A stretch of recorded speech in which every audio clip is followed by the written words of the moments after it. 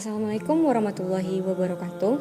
Syirik adalah bayangan gelap yang perlahan merayap ke dalam hati manusia ketika kebergantungan kepada Allah mulai tergeser oleh sesuatu yang lain.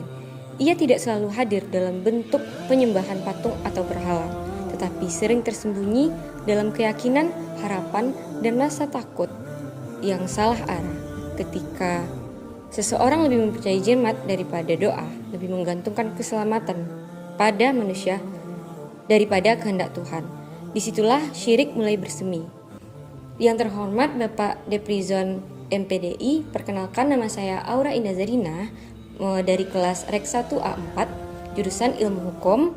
Melalui video ini saya ingin memperkenalkan diri sebagai bagian dari tugas yang diberikan pada mata kuliah kemanusiaan dan keimanan yang bertemakan syirik.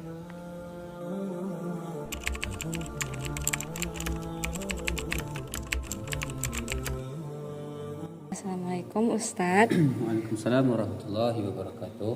Perkenalkan, nama saya Aura Indah Zarina.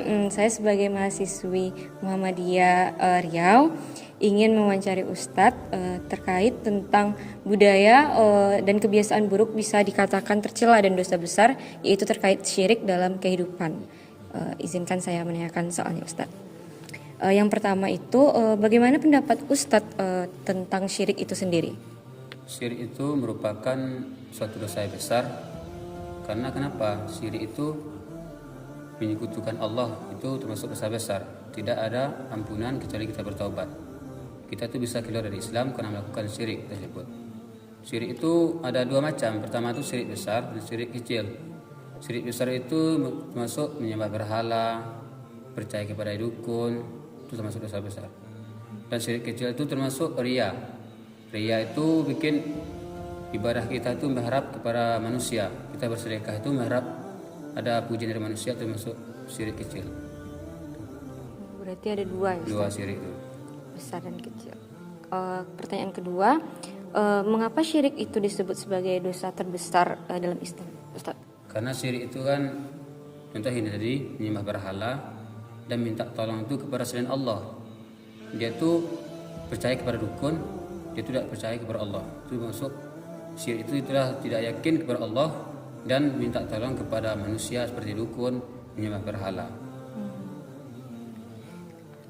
Baik, yang pertanyaan terakhir Ustadz, yang ketiga, tanggapan Ustadz terhadap syirik tanpa disadari. Maksudnya perilaku yang sering dilakukan masyarakat sekarang, tetapi masyarakat tidak sadar bahwasanya perilaku tersebut termasuk syirik. Iya.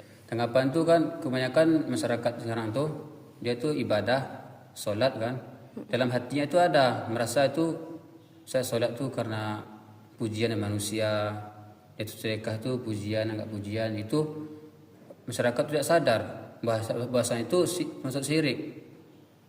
Iya. Bahasa dosa itu masuk syirik, orang itu tidak sadar. Karena kan sedekah itu dia sedekah, tapi dia tidak sadar bahwa itu menganggap pujian dari manusia.